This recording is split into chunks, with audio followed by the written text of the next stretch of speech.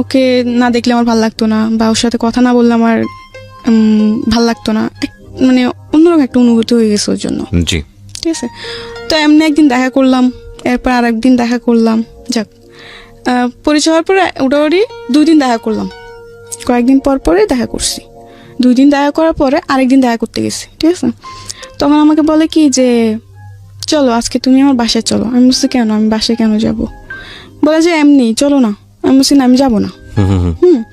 তা ও বলে কি আজকে তো তুমি আমার বাসায় না, তাহলে ভাববে যে তুমি আমাকে লাভই করো না, সব কিছু টাইম পাস করতেছো, আমাকে এরকম বলতো। আমি বলছি টাইম পাস মানে আমি তোমাকে সত্যি লাভ করি। বলছে না, এটা প্রমাণ দাও। তো আমি বলছি আমি তোমার বাসায় যে এটা প্রমাণ হয়ে যাবে, এটা কোন ধরনের কথা? আচ্ছা। ও বলে কি জানা, যদি তুমি আমাকে লাভ করো তাহলে চলো, আর যদি লাভ না করো তাহলে তুমি বাসায় যেতে পারো। আমাকে 2টা অপশন দিচ্ছে। আচ্ছা। তাও আমি বলছি আচ্ছা ঠিক আছে, যখন তুমি এটাই বলতেছো যে তোমার ভালোবাসার প্রমাণ দিতে তোমার সাথে তোমার বাসায় যেতেই হবে, আচ্ছা ঠিক আছে আমি তোমার বাসায় যাব। এটা বলে ও আমাকে নিয়ে বাসে উঠলো। তখন খালি শ্যামলী শ্যামলী নামই শুনছি, শ্যামলী কোন জায়গায় এটা আমি জানতাম না। তো ওদিনও আমাকে শ্যামলীতে নিয়ে যায়, বাসার নাম দিয়ে শ্যামলীতে নিয়ে যায়। আচ্ছা। শ্যামলীতে নিয়ে যাওয়ার পরে হোটেলে ঢুকবে, তখন আমি ঢুকতে চাই নাই। আমি বলছি তুমি বলছো বাসা, এটা কোন জায়গায় নিয়ে আসলে? বলে এটা শ্যামলী। আমি বলছি এটা কার বাসা? এটা বাসা, এটা হোটেল। তো আমি বলছি আমি এখানে যাব না। তো যে আমার বাসায় তো একটু প্রবলেম আছে, এই জন্য তোমাকে এখানে আনা। তো আমি বলছি না, আমি যাব না, আমি বাসায় চলে যাব। ঠিক আছে। তো সে একইভাবে আবার বলতেছে তার মানে তুমি আমাকে লাভ করো না, এগুলো বলে। তো যেহেতু আমি ওর প্রতি অনেকটা দুর্বল ছিলাম, তো আমি বলছি না, আমি তোমাকে লাভ করি। তো আমি বলছি আচ্ছা ঠিক আছে আমি যেতে পারি, কিন্তু একটা সত্য। তো আমাকে বলে কি সত্য? হ্যাঁ আমি যাব, কিন্তু তুমি আমাকে প্রমিস করো যে তুমি আমার গায়ে টাচ করো বা আমার কাছে আসার চেষ্টা করবে না। তো আমাকে বলে আচ্ছা ঠিক আছে প্রমিস করলাম, চলো। আচ্ছা বেশ ভালো কথা। ওদিন গেলাম, বাসায় অনেক মিথ্যা কথা বলছে খালাম্মাদের সাথে। অনেক মিথ্যা কথা বলতে কি আমি বলছি দেখো আমার একটা বান্ধবীর বার্থডে, তো আমি ওদের বাসায় থাকবো। তো আমার খালাম্মা বলে কিসের বান্ধবী, আজ পর্যন্ত তো কোনদিন শুনি না এই কথা, আজকে হঠাৎ? আমি বলছি সবসময় শুনতো এরকম কথা, মানে অনেক কিছু উজাহর দিই। দেওয়ার পর বলে যে আচ্ছা ঠিক আছে। আমার খালাম্মা সকাল সকাল চলে আসিস, বেশি গিয়া করিস না, এরকম বলে। ঠিক আছে। তখন আমি বলি যে আচ্ছা ঠিক আছে। এটা বলে খালাম্মাদের ফোন দিয়ে বলে দিই। বলে দেওয়ার পর ওদিন আমি ওদিন শ্যামলীতে যাই। যাওয়ার পর আমাকে হোটেল নিয়ে উঠার পর একটা রুম বুকিং করে ও বিরিয়ানি আনায়, 7 আপ আনার পর আমাকে ও নিজের হাতে বিরিয়ানি খাওয়াই দিচ্ছে। আমি বলছি আমি খাবো। ও বলছে না আমি খাওয়াই দিই। ওদিন এত ভালোবাসা কোথাতে উতাল দিয়ে চলে আসছে আল্লাহ জানে। আমার নিজেরও খুব অবাক হইতেছিল ওদিন, যে যেই ছেলে ঠিক মতো কথাও বলতো না, এখন নাকি সে আমাকে ভাত খাওয়াই দিতেছে। বাহ ভালোই। আর যাই হোক, অনেক গল্প টল্প করছি। তখন রাত্রের 12টা 12:30 বাজে। আপনার হোটেলের গেট তালা মেরে ফেলে 10টা 10:30টার দিকে। ঢুকলেও নাকি বুড়ানি কাটাই ফটোকপি লাগে। তো আমরা যেদিন গেছি ওদিন কিছু লাগে নাই, ঠিক আছে। ওদিন জাস্ট একটা লোক আসছে, এসে কিছু নাম টাম নিয়ে একটা ফটো নিয়ে রুমটা বুকিং দিয়ে দেয়। ওকে, ঠিক আছে। আচ্ছা যাই হোক, খাওয়া দাওয়া সেরে আমরা গল্প টল্প করে টিভি দেখে, তো আমার ঘুম আসতেছে রাত্রে 12:30 1টা বাজে তখন। তো আমি বলছি আমি ঘুমাবো। তোমার যাচ্ছে ঠিক আছে ঘুমাবো। তো আমি বলছি তুমি ওই সাইডে ঘুম, আমি এই সাইডে ঘুমাই, এরকম ভাবে আর কি শুলাম। শোয়ার পর রাত্রে 2টা 2:30টার দিকে দেখলাম যে সে মানে তার মতলব বেশি ঠিক না। আপনি 2টা 2:30টার সময় একটা ছেলের সঙ্গে আপনি একই কক্ষে আছেন, এখানে মতলব ঠিক না হওয়া মানে ঠিক, তার মতলব শুধু দোষ দিচ্ছেন কেন? এটা তো দোষ আপনারও, কারণ আমি তো তাকে আগে থেকে বলে দিচ্ছি। ঠিক আছে, এখানে একটা পারসেপশনের ব্যাপার আছে। প্রথম কথা হচ্ছে যে আপনার বয়স অনেক অল্প, সেটা ঠিক আছে, কিন্তু আপনার অভিজ্ঞতার জায়গাটা তো অল্প না। এবং আপনি দেখেন প্রথম থেকেই আমি একটা জিনিস আপনাকে খেয়াল করেছি, আপনার অনেস্টি। প্রত্যেকটা বাসায় আপনি গেছেন, নিজের পরিবারে থাকতে ভালো লাগে না, কাজের জন্য গেছেন, যেখানে আপনি দেখেছেন অন্যায় আচরণ হচ্ছে আপনি সেখান থেকে চলে আসছেন। তার মানে ধরে নিতে হচ্ছে আপনার ইন্টেনশন ভালো ছিল। কিন্তু আপনি এটাও খুব ভালো করে জানেন যে একটা ছেলের সঙ্গে কিভাবে মিশলে সেই ছেলেটা আপনার সুযোগ নিতে পারে, অবশ্যই জানেন। তো জানার পরে আপনি যখন তাকে এরকম একটা কক্ষে আপনি তাকে নিচ্ছেন এবং আপনারা একসাথে স্টে করবেন, সেখানে আপনি আশা করছেন যে সে আপনার সঙ্গে ঋষি পুরুষের মতো আচরণ করবে। এটা কি মানে অন্যায়? এটা নিজের জায়গা থেকে বোঝা রাখি ঠিক থাকলো? এটা তো আপনার থেকে ঠিক ছিল না দেখে তো আজকে এরকম। এক্স্যাক্টলি। সো আপনি এটাকে স্বীকার করতে হবে যে এটা আমার ভুল। কিন্তু ওদিন আমি যে ওকে ওখান থেকে যে আমি ওর সাথে ঝগড়া করে বের হয়ে আসবো, এমনও কোনো পথ আমার ছিল না। যদি ওরকম যদি থাকতো আমি ওদিন সত্যি বের হয়ে আসতাম। ওকে, রাতে 2টা 2:30 তখন আমি না পাবো গাড়ি, না আপনি একই সঙ্গে একটা রুমের মধ্যে আছেন, মানে না ও আমার বিশ্বাসটা অর্জন করছে। ঠিক আছে, আমি মনে করি যে সবাই তার পৃথিবীতে খারাপ না, কেউ তো ভালো আছে। ঠিক আছে, বলেন তারপর। আপনার এরকম জায়গাতে যাওয়াটাই উচিত হয়নি, এখানে গিয়ে তাকে হ্যাঁ টেস্ট আমার করার দরকার এরকম ছিল না। যাওয়াটা উচিত হয়নি, এটা আমি অপরাধ নিজেকে দোষারোপ করি যে আমার একটা মিস্টেকের কারণে এরকম হয়েছে, ঠিক আছে, এটা আমি নিজেকে দোষারোপ দিই, এটা আমার দোষ, এটা কারো দোষ না।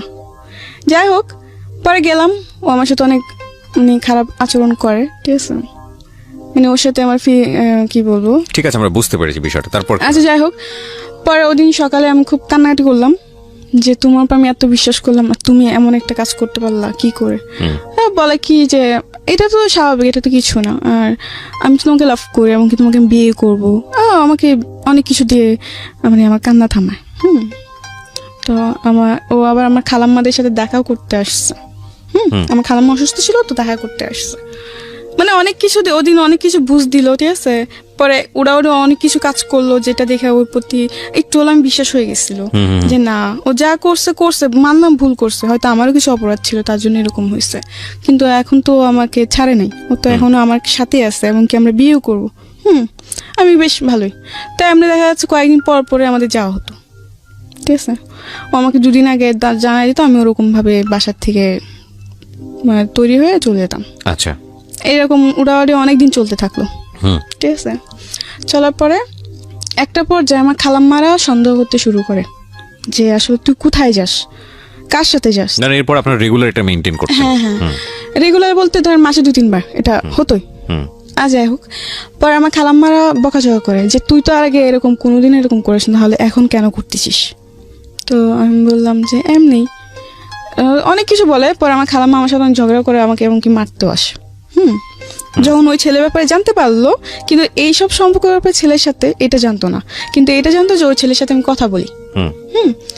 তো একটা পর্যায়ে আমার ফ্যামিলি যখন জানতে পারে, মানে আমার খালাম্মারা, যেমন আমার মামাতো ভাই, চাচা নাই, আমার জ্যাঠা আছে, যাই হোক, আমার খালাতো ভাই, ওরা যখন জানতে পারে তখন আমাকে একটা কথা বলছে যে ওই ছেলে ভালো না, তুই ওই ছেলের সাথে কথা বলিস না, জীবনে তো অনেক কিছুই করছোস, অনেক কষ্ট তো দেখছোস, এখন আর ওর সাথে মিশিস না, ওর তো জীবনে ধ্বংস করে দেবো।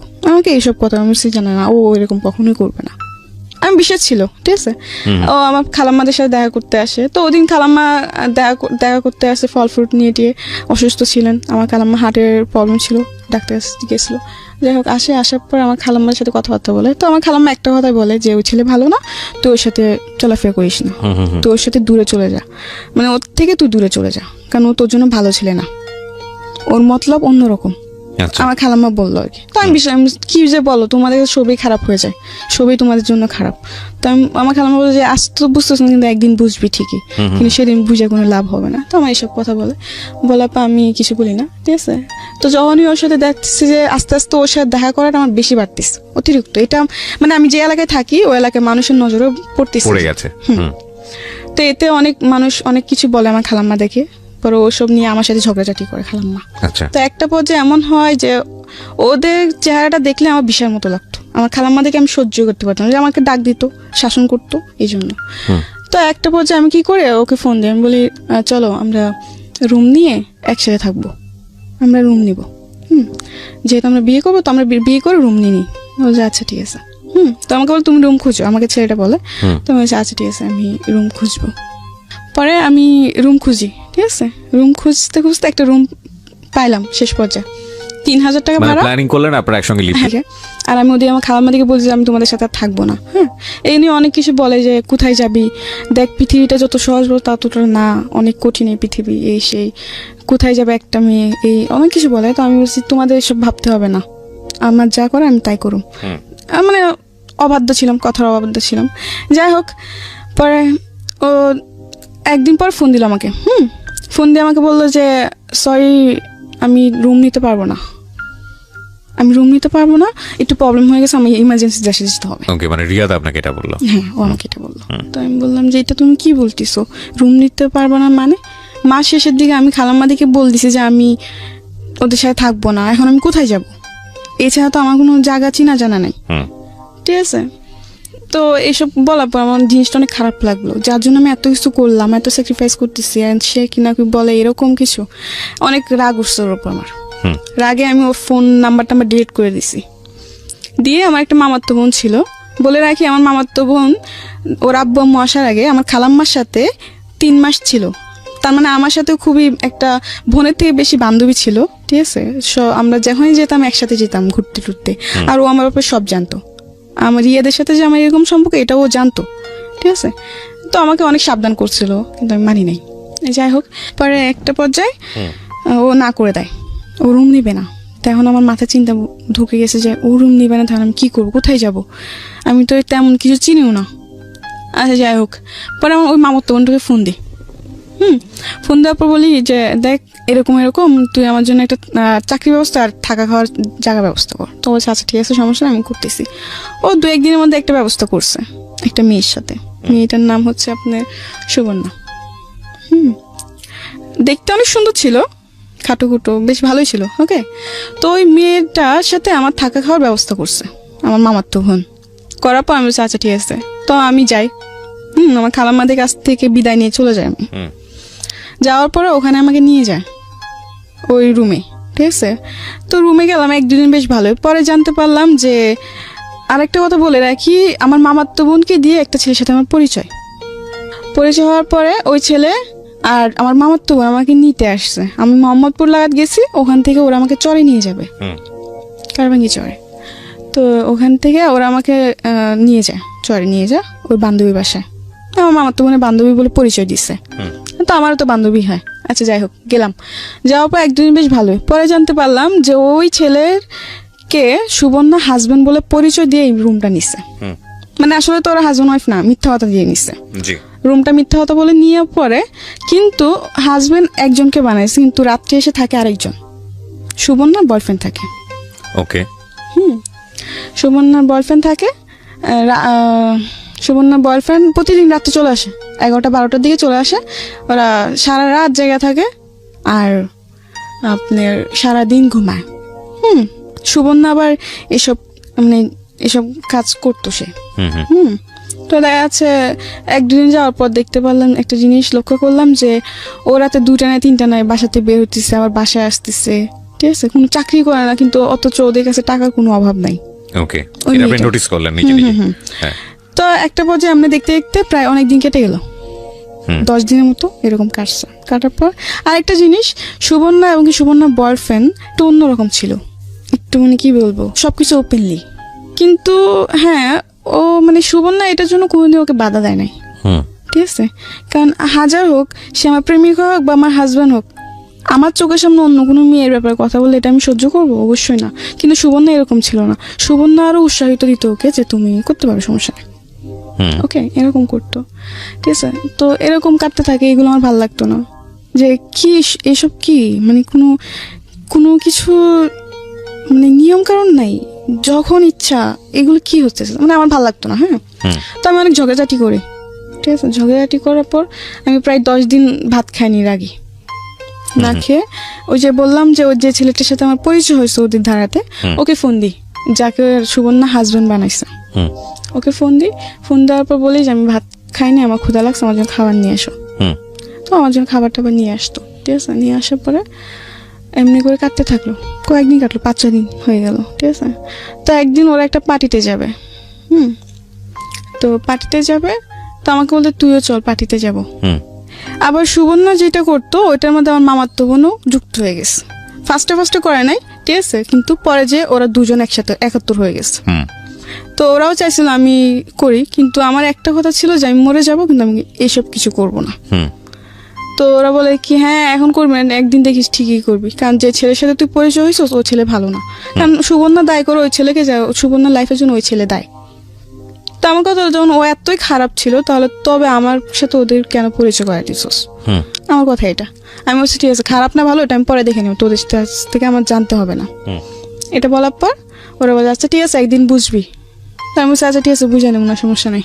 এইগুলো নিয়ে ঝগড়া। পরে একদিন পার্টিতে যাবো, তো আমাকে বলছে তুইও চল। আমি বলছি না, আমি পার্টিতে যাবো না, ঠিক আছে। তো বলে যে না পার্টিতে ওরকম কিছু না, জাস্ট ফ্রেন্ডসটা মিলে একজন বার্থডে সেলিব্রেট করবে, না ওইটা আমাদের যাবো।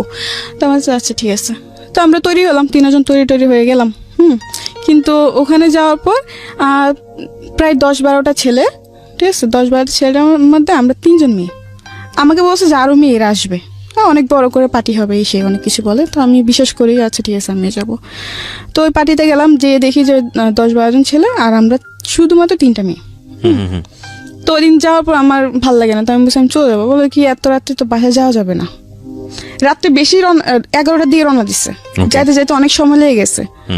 পরে কিছুক্ষণ থাকার পর আমার ভালো লাগতেছে না, তো আমি বলছি আমি চলে যাবো, যে এত রাত্রে গেলে বাড়িগুলো জিনিসটা খারাপ ভাববে, থাকে যা। আচ্ছা যাই হোক, তো ওদিন ওই পার্টির তো অনেক ওরা অনেক কিছু আনে, অনেক নেশা জাতীয় জিনিসপত্র আনে, ওগুলো খায় ওরা, এমনকি আমাকে জোর করে খাওয়ানো হয়।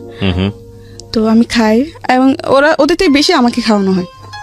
আচ্ছা, আপনাকে মানে ড্রাগ নিতে বলা হয় এবং আপনি সেটা যেরকম নেন? মানে অনেক প্রকারের জিনিস। কি নেন? যেরকম আপনার ভিআরটা তো সিম্পল একটা জিনিস, ওটা কোনো বড় ব্যাপার না। ভিআর, মদ, পরে আপনার ইয়াবা, পরে গাঞ্জা, এরকম। এক রাতে আপনি এত কিছু নিয়ে ফেললেন? না মানে আমি ওদিন এত কিছু নিই নাই, আমি জাস্ট একটা জিনিস নিয়েছি, ওটা হলো মদ। কিন্তু ওদিন আমি মদটা এত পরিমাণ খেয়ে ফেলছি যে আমার পরে কোনো হুঁশ জ্ঞান নেই। ওই পার্টিতে যে আমি খেতে চাই নাই, ঠিক আছে, ওর বলছে কিচ্ছু হবে না তুই খা। আমার অনেক কিছু বললো, তো আমিও খেয়ে ফেললাম। কিন্তু খেতে খেতে এতগুলো আমাকে খাওয়াই দিচ্ছে ওরা যে বলার বাইরে। মানে ওরা দুটি খাইছে একবার, আমি খাইছি ওদের সাথে, আমাকে খাওয়াইছে আবার 3বার, এরকম ভাবে। মানে ওরা ডবল থেকে ডবল আমাকে খাওয়াইছে। খাওয়ানোর পর তো আমি হাবল তাবল বলতেছি, আমার পিছে কি করছে না করছে সবকিছু, মানে কান্না করতেছি আর বলতেছি। মানে তখন আমার কোনো হুঁশ জ্ঞান ছিল না, আমি যে বাসায় হেঁটে যাবো ওটাও জ্ঞান ছিল না। তো ওদিন হ্যাঁ অনেক কিছু হতে পারতো, কিন্তু একটা ছেলে ছিল যার কারণে হয়তো আমি ওদিনও বেঁচে আসছি, নিজেকে হয়তো ওদিন রক্ষা করতে পারছি। পরে ওই ছেলে ওদিন হ্যাঁ আমার সাথে চেষ্টাও হয়েছিল, কিন্তু ওই আমি যখনই মানে চিৎকা চেঁচামেচি করি, তো ওই ছেলেটা বলতে যে এখন যদি একে বেশি মানে গা করা হয় তো চিৎকা চেঁচামেচি করবে আর মানুষজন চলে আসবে, এখানে পর অনেক বড় প্রবলেম ক্রিয়েট হয়ে যাবে, দরকার নেই ওকে ওর মতো থাকতে দেয়। তো ওদিন রাত্রে আমি আমার মতোই ছিলাম, সকালে বাসায় ফিরি, সকাল বাসায় ফিরে এসে ঘুম দিই, সারা রাত ঘুমাই নাই, এসে সারাটা দিন ঘুমাই, রাত সন্ধ্যা থেকে ঘুম, মানে সকালতে এসে ঘুম দিছি একদম রাতে 8টা-9টা বাজে উঠছি ঘুম থেকে, না খাওয়া দাওয়া না কিছু। পরে আমি ওদের উপর চিল্লালাম যে তোরা কেন আমাকে জোর করতে গেলি, আমি কোনোদিন এগুলো খাই নাই, জীবনে প্রথম আমি খেলাম, তোরা খাস ভালো কথা, তোদের সাথে আমার কেন যোগ করলাম, তো তোদের উপর ভালো ঝগড়াঝাটি হয়। তো এক পর্যায়ে আমি ওই ছেলেটাকে বলি আমি ওদের সাথে থাকবো না, আমার জন্য রুম দেখো তুমি। রুম কি মানে অন্য জায়গায় দেখো, আমি অন্য জায়গায় থাকবো, ওদের সাথে আমি থাকবো না। তো আচ্ছা ঠিক আছে দেখতেছি, কিন্তু এর মধ্যে আমি ওদেরকে বসে চাকরি খুঁজো, ওরা বলে কি আজকে না কালকে না পরশু, এরকম ভাবে অনেক উজাহার দেয়। তো একটা পর্যায়ে রুম ছেড়ে দিব, ঠিক আছে। তো আবার সুবর্ণাকে ওই ছেলেটা বলে কি যে তুমি রুম দেখো।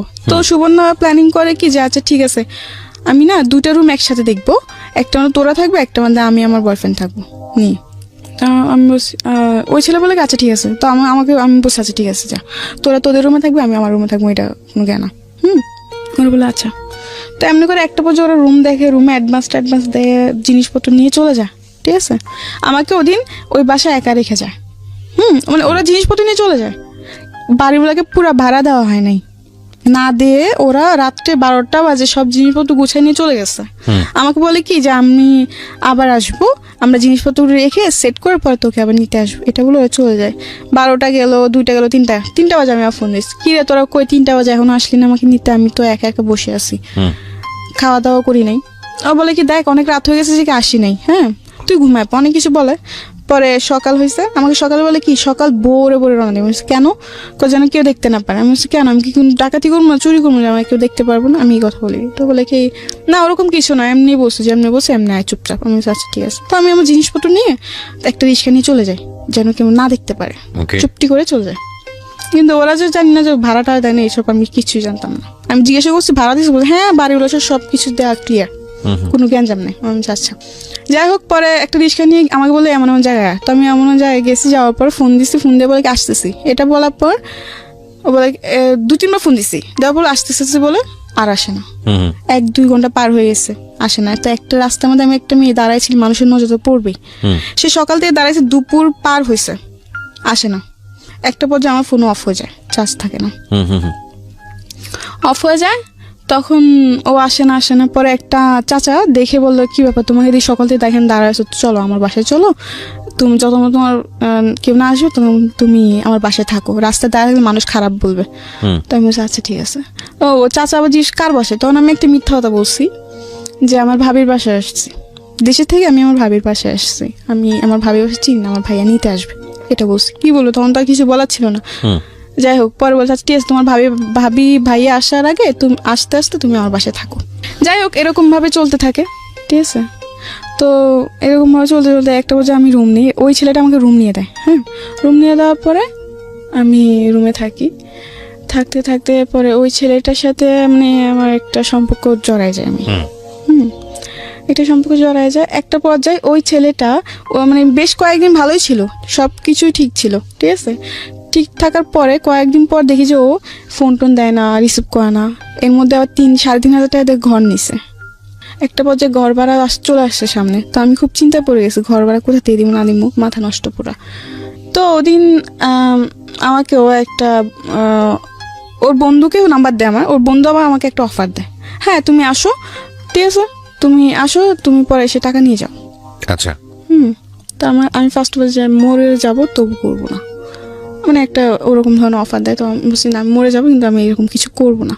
তো বলছে না তাহলে তোমার ব্যক্তিগত ব্যাপার, এখন কি করবা তুমি, তোমার টাকা লাগবে, তোমাকে তো কেউ এমনি টাকা দিয়ে দেবে না। তো আমি বলছি যে না, তবু আমি এসব কিছু করবো না। তো বলে কি যে না দেখো তুমি ভাবে দেখো। পরে আমি যাইতে চাই না, পরে ওই ছেলে আমাকে ফোন দেয়, ফোন দিয়ে আমাকে অনেক কিছু বলে। তো আমি ওর অনেক ধরনের প্রশ্ন করি, করার পরে ও প্রশ্ন উত্তরগুলো দেয়। দেওয়ার পর কেমন প্রশ্ন, যে আমি বলছি যদি আমি এরকম কিছু করি তাহলে কি তুমি আগের মতো আমাকে লাভ করবো? হ্যাঁ অবশ্যই করবো, এরকম কিছু একটা প্রশ্ন করি। তো এক পর্যায়ে অনেক ভাবনা চিন্তা করে আর কোনো উপায় পাইনি, কারণ তোমার না পারতেছি ফ্যামিলির কাছে চাইতে, না পারতেছি কোনো বন্ধু বান্ধবের কাছে হেল্প চাইতে। তো একটা পর্যায়ে আমি ওদের অফারে রাজি হই। তো দিন যাই, যাওয়ার পরে বিকাল 4টায় যাই, সকাল 7টা-8টার দিয়ে বের হই ওখান থেকে। টাকা নিয়ে এসে ঘর ভাড়া টর ভাড়া দিই।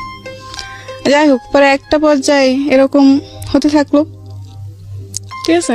তো একটা পর্যায়ে আমি ভাবি যে আমি এসব কিছু আর করবো না, ওকে, আমি চাকরি করব। কিন্তু একটা জিনিস কি, আমি যেখানেই চাকরি করতে যাই সবার সেই একই রকম ব্যবহার আমার আর ভাল লাগে না, একই রকম। আমি তো 10টা মেয়ের মতো একটা মেয়ে, তো 10টা মেয়েকে তোমরা এরকম ভাবে দেখো, হবে আমাকে কেন দেখো, মানে যেখানে যে আমার মানে শান্তি নেই। বুঝতে পারি, ও কথাগুলো বুঝে নেবেন প্রিয় শ্রোতা, আসলে কি বলতে চাচ্ছে, ঠিক আছে। তো এগুলো অনেক মানে যেখানে যায় এখানে সে একই কাহিনী ভাল লাগে না, ঠিক আছে। তাই এমনি করতে হতো, আমি যেখানে চাকরি নিয়ে এই একই প্রবলেমের কারণে আমার সব কিছু ছাড়তে হয়, কারণ আমার চেষ্টা যে আমি এসব কিছু করবো না, আমি এসব মধ্যে জড়াবো না, কিন্তু এগুলো আর হচ্ছে না, ঠিক আছে। তো একটা পর্যায়ে বিরক্ত হয়ে আমি ভাবি যে আমি আর চাকরি করবো না। তো আমি একটা বাসা একটা মানুষের দ্বারাতে, ঠিক আছে, একটা বাসার পরিচয় একবার পরে বাড়িতে ফোন দেয়। আমার বাড়িতে তো আমার ফ্যামিলির সাথে খুব কম যোগাযোগ হয়, ঠিক আছে। বাড়িতে ফোন দিই, ফোন দেওয়ার পর জানতে পারি আম্মু খুব অসুস্থ, টাকা লাগবে। এখন আমার কাছে চাকরি নাই, আমি নিজেই অনেক কষ্টের মধ্যে আছি, আমি চাকরি নাই, আমার টাকা পয়সা, আমি কি করে টাকা দিব। তো অনেকজন থেকে ধার চাইছে, কেউ আর ধার দেয় না, সবাই এটা ধারণা যায় আমি কোথা থেকে টাকা দিব, এইভাবে ধার দেয় নাই। পরে একটা পর্যায়ে আমি ওই ছেলেকে আবার ফোন দিই, আমি বলি দেখ এরকম সমস্যা, আমার কাজ লাগবে, আমি নিজে থেকে বলি। তো একটা বাসার পরিচয় হয়, তো ওখানে ওই বাসাতে আমি গেলাম, যাওয়ার পর এরকম ভাবে চলতে থাকে অনেকদিন। তো একটা পর্যায়ে আমি ওই বাসাতে যেয়ে সেট হয়ে যাই, দিন রাত আমি ওখানেই থাকি, ঠিক আছে। তো এমনি দিন রাত থাকি। তো একটা পর্যায়ে দেখা যাচ্ছে টাকা পয়সা আমার অভাব নেই, টাকা পয়সা আমার আসতেছে। তার মানে বিষয়টা এরকম দাঁড়ালো যে আপনি কাজের মধ্যে নিজে নিজে ইনভলভ হলেন। কিছু নিজের দোষের কারণে হয়তো এরকম হয়েছে। যাই হোক, পরে ওইটা জাস্ট তখন শুধু আমি জাস্ট এগুলোই করতাম, কোনো নেশার দিকে আমার কোনো জ্ঞান ছিল না। তো একটা পর্যায়ে যখন ওখানে থাকতে শুরু করি, তখন ওখানে যে লোকগুলো আসে তারা অনেকে এগুলো খায়, অনেকে খায় না। কিন্তু একটা লোক আছে, সে আসলে মানে পুরাপুরি 2 দিন থাকে ওই বাসায়। আচ্ছা। উনি আবার এগুলো খায়। যখন ও আসে তখন দেখা যাচ্ছে 50-60 পিস করে আনা হয় ইয়াবা 15-60 পিস, আরো বেশি আনা হয়, ঠিক আছে। তো দেখা যাচ্ছে ওখান থেকেই আমার খাওয়া শুরু। আমি খেতে চাই না, আমাকে জোর করা হয় যে খা, কিচ্ছু হবে না, এগুলো কিচ্ছু না, এই সে অনেক কিছু বলে। হ্যাঁ, তাই আমি বলছি না, আমি এগুলো খাবো না, মানুষ শুনছে এগুলো অনেক খারাপ, এগুলো খাইলে নাকি এগুলোর প্রতি মানুষের নেশা হয়ে যায়। তো বলে কি যে না, এরকম কিছু না। তো ওদিন আমি খাই, যেদিন ফার্স্ট টাইম খাই ওদিনই আমি 3টা খাই। 3টা খাওয়ার পর আমি সারা রাত ঘুমাই নাই, 2-3 দিন আমি ভাত টাত খাইতে পারি নাই, এরকম একটা প্রবলেম হয়েছে এবার খাওয়ার পরে। ঠিক আছে, যাই হোক ওটা তো জাস্ট এমনি খাইছি। পরে দেখতেছি মানে আমি যে বাসায় থাকতাম এই বাসায় আবার একজন এটার সাথে খুবই মানে এটা ওর খেতেই হতো। ঠিক আছে, ও 4-5 বছর ধরে ওই জিনিসটা খায়। তো প্রতিদিন রাত্রে যখন আমি ঘুমাতাম আমার বিছনার পাশে এসে বসতো ওইগুলো নিয়ে, আর বসে বলতো খা। আমি বলছি না আমি খাবো না। বলে আরে কিচ্ছু হবে না, খা না। তো এমনি বলে যে খা, কিচ্ছু হবে না। তো আমি এমনি শয়তানি করে করে খাইতাম। একটা বছর দেখতেছি যে এটার প্রতি আমি অনেক বেশি হয়ে গেছি, মানে এটা না খেলে আমার হয়ই না, এফেক্টেড হয়ে গেছে, অ্যাডিক্টেড। হ্যাঁ, ফার্স্টে খেতাম কোনো টাকা পয়সা লাগতো না, পরে দেখি যে আমি নিজের থেকে 2-3টা এমনি কিনে খাইতে হইতেছে। হ্যাঁ, তো একটা পর্যায়ে এমন হতে হতে পরে ডিসাইড করি যে না এখানে থাকলে আমি এটার প্রতি জোড়াই যাব। কিন্তু অলরেডি আমি জড়াই গেছি, দেখা যাচ্ছে এটা আমার খেতেই হয়, না খেলে আমার অনেক ধরনের প্রবলেম দেখা যায়, যেমন হাত পা ব্যথা করবে বা মাথা ব্যথা করবে, অনেক কিছু আমার হয়। ঠিক আছে, না খেলে তো এমনি করে আমার খেতেই হয়। তো এমনি দেখা যাচ্ছে খাইতে এটা আমার এখন নেশার মতো পরিণতি হয়েছে। তো কি দাঁড়ালো, মানে গল্পটা আসলে কি দাঁড়ালো, কোথায় এসে থামলো? গল্পটা এখনো থামে নাই। ঠিক আছে, এখনো আমি এসবের মধ্যে আছি। আমি জানি আমাদের কিন্তু সময়টা তো থেমে গেছে, সেই জন্যই জিজ্ঞেস করছি আসলে গল্পটা কোথায় এসে থামলো। আপনি এখনো এসবের মধ্যে আছেন এবং হ্যাঁ, কারণ আমি চাইলেও বের হতে পারি না। আমি সোজা যত কথায় চেষ্টা যদি করি। বলি যে প্রস্টিটিউশনে আপনি আছেন, আপনি ড্রাগে আছেন, কিন্তু আপনার ভিতরের বিবেক বোধটা মরে যায়নি বলেই আজকে আপনি সবকিছু ছেড়ে ছুড়ে দিয়ে অনেক রিস্ক নিয়ে আপনি আজকের এই অনুষ্ঠানে কারণ আমি এসেছেন। যে লোকদের সাথে থাকি তারা খুবই অন্য টাইপের। হ্যাঁ, দেখা যাচ্ছে আজকে যে আমি গাড়ি ভাড়াটা নিব, হ্যাঁ এটা অনেক ভয়ে নিছি। বেশি বাড়াবাড়ি করলে ওরা খুব খারাপ আচরণ করে, কারণ ওরা মানে ওই ঘরের যে ভাইয়াটা আর যে আপুটা দুজনই নেশা করে, হাজবেন্ড ওয়াইফ। হাজবেন্ড দুজনই নেশা করে। তো দেখা যাচ্ছে খুবই থাকে ওরা, মানে খুব কি বলবো, রুট। হ্যাঁ, অনেক মানে কিছু না হতে হতে চিল্লাপাল্লা মারধর এগুলো শুরু করে দেয়। তো আমার কথা কি জানেন, যে জীবনে আমি অনেক ভুল করছি। ঠিক আছে, আমার সাথে হয়তো আমিও আমার ভুলের কারণে এরকম এমন একটা জীবন আমি পাইছি, কিন্তু এখন বুঝি আমি যে আসলে এই জীবনটা কতটুকু কষ্টজনক। একটা যেটা হচ্ছে যে ভুল আপনি শুধু করেছেন তা বলবো না আমি, আপনার পরিবারও করেছে, সবকিছু মিলে আপনার দারিদ্র অবস্থা সবকিছু মিলিয়ে ভুলে ভরা একটা জীবন এবং 17 বছর বয়সেই ভয়ঙ্কর রকমের পরিণতি। এখান থেকে বের হয়ে একটা স্বপ্ন দেখেন না, সুন্দর একটা স্বপ্ন, কি একটা করবো, বাচ্চা, একটা পৃথিবীতে সংসার। যার হাতে ধরছি, ঠিক আছে, এই পথে আমি যার হাতে ধরছি সে শুধু নিজের স্বার্থটা দেখছে, নিজের সোজা স্বার্থটা। বাংলায় যদি বলি সেক্স ছাড়া অন্য কিছু বোঝেনি। না। আমি একটু কনক্লুশনে আসতে চাই প্রিয় শ্রোতা। অবশ্যই ভয়াবহ রকমের ভাবে ভিকটিম যাদেরকে নিয়ে গণমাধ্যমে তেমন একটা কথা হয় না, এবং আপনারা দেখেছেন যে আমি সবসময় এদেরকে প্রিভিলেজ দেই বলার জন্যে। আমাদের সমাজে যখন একটা দুর্ঘটনা ঘটে মেয়েদের দিকে আঙ্গুলটা অনেক চওড়া করে আমরা তুলি, ধরে নিই তারই দোষ। চলন বলন, সাজ পোশাক, লাইফস্টাইল সবকিছু থেকেই ঘরের মধ্যে কোনো একটা সমস্যা, মেয়েদের দিকেই আমাদের আঙ্গুলটা চলে যায়। এটা আমাদের সামাজিক পুরুষতান্ত্রিক সমাজের অন্যতম একটা দোষ আমি বলি। এবং আমরা যত শিক্ষাই নিই না কেন, যত উচ্চ শিক্ষাই নিই না কেন, আমরা কেন জানি আমাদের এই পরিবার থেকে পাওয়া, সমাজ থেকে পাওয়া এই শিক্ষা থেকে সহজে বের হতে পারি না, যে কারণেই নারীরা বিভিন্নভাবে নির্যাতিত হয়, ঘরের মধ্যে হয়, ঘরের বাইরে হয়। এবং এটা এমন না যে আমি আপনাকে উপদেশ দিচ্ছি, এমন না যে আমি সাধু বাবা, বা এমন না যে আপনি যারা শুনছেন আপনার জীবনে এটা ঘটেনি, বিষয়টা এরকম না। বিষয়টা হচ্ছে এটা আমাদের সামাজিক বাস্তবতা, এটা কম বেশি সবার জীবনেই আছে। কিন্তু আমি আসলে এই সব বোধের বাইরে থেকে আজকের এই গল্পে একটা জায়গায় একটু থিত হতে চাই, একটা জায়গায় একটু ভাবতে চাই, এবং এই ভাবনার জায়গাটা স্প্রেড করতে চাই সকল অপরাধী মানুষের জন্য, সকল ভুল করা মানুষের জন্য, কিংবা যারা ভুল করেনি তাদের জন্য। সেটা হচ্ছে, দেখুন, একজন মানুষ যে ড্রাগ নিচ্ছে, যে জানে যে কাজগুলো অন্যায় হচ্ছে, তারপরও তার মধ্যে বোধ বেঁচে থাকে এই কারণে যে সে ওখান থেকে এসকেপ করতে চায়, সেখান থেকে ফিরে আসতে চায়, সে একটু হলেও নিঃশ্বাস নিতে চায়। একটা মানুষের মধ্যে যতক্ষণ বোধ বেঁচে থাকে ওই মানুষের মনুষ্যত্ব মরে না, ওই মানুষের সম্ভাবনা মরে না। এবং এটা আমি বিশ্বাস করি মনে প্রাণে যে প্রতিটি মানুষই সম্ভাবনাময়, কারণ কেবলমাত্র পাগল যে, উন্মাদ যে, বদ্ধ উন্মাদ, তার ভিতরে বোধ মরে যায়। এছাড়া প্রত্যেকটা মানুষের মধ্যেই কম বেশি বোধ জেগে থাকে। যে মানুষটি খারাপ কাজ করে, যে মানুষটি অন্যায় কাজ করে, যে মানুষটি ভুল করে, আপনি যদি সেই ভুলের পেছনের ব্যাকগ্রাউন্ডটা জানেন, আপনি যদি এই অন্যায়ের পেছনের ব্যাকগ্রাউন্ডটা জানেন, আপনি যদি অপরাধের পেছনের ব্যাকগ্রাউন্ডটা জানেন, তাহলে তাৎক্ষণিক ওই অপরাধী মানুষের প্রতি যে আপনার যে প্রতিক্রিয়া, সেটা অনেকটাই চেঞ্জ হবে বা চেঞ্জ হতে বাধ্য। আমি এই কথা এই কারণে বলছি, সোশ্যাল মিডিয়াতে আমরা সবাই অ্যাক্টিভ। আপনারা যারা শুনছেন, আমি ধরে নিচ্ছি 90% মানুষেরই ফেসবুক অ্যাকাউন্ট আছে। কিছুদিন আগে আমি এরকম একটা চিত্র দেখলাম যে পাবলিক প্লেসে রাত 2টো বা 3টার দিকে, হয়তো ফেসবুকে খুঁজলে আপনি পাবেন ভিডিওর মধ্যে এটা। আমি আমার বিশ্ববিদ্যালয় জীবনেও একবার এরকম দেখেছিলাম, আমি মেনশন করবো না কোন এরিয়াতে দেখেছিলাম, বাট এটা কম বেশি সবার চোখেই পড়ে।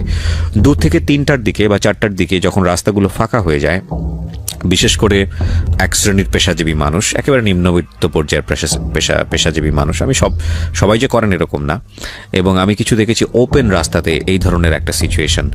এবং আমি জানি না এই ধরনের গল্প আমি কখনো বলেছিলাম, কারণ আমার মনে আছে আমি বিশ্ববিদ্যালয়ে যখন পড়ি, রাতের বেলা অনেক রাতে কোনো একটা কাজে আমি তখন ডিবেট সংগঠনের সঙ্গে থাকতাম, সম্ভবত ডিবেটিং সোসাইটির কোনো একটা ইলেকশন চলছিল, যে কারণে আমরা অনেক রাত পর্যন্ত ক্যাম্পেইন করে ফিরছিলাম। তো রাত 2টো বা 3টার দিকে, আমি আমার নিজের জীবনের অভিজ্ঞতার কথা বলছি, রাত 2টো বা 3টার দিকে হঠাৎ করে দেখলাম, আমরা 3জন বন্ধু ছিলাম রিক্সাতে, এবং আরেকজন বিখ্যাত আরজে ছিল আমার সঙ্গে ওই সময়টাতে, খুব বিখ্যাত আরজে, এবং বাংলাদেশের মোস্ট পপুলার আরজের মধ্যে সে একটা সময় মানে লিড পপুলার আরজে ছিল, এখনও সে রেডিওতে কাজ করে, আমি নামটা মেনশন করছি না।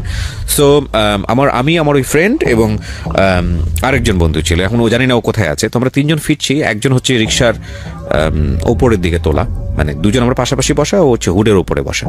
তো হঠাৎ করে ও দেখলাম রিক্সাওয়ালাকে সিগন্যাল দিল, এই দাঁড়া।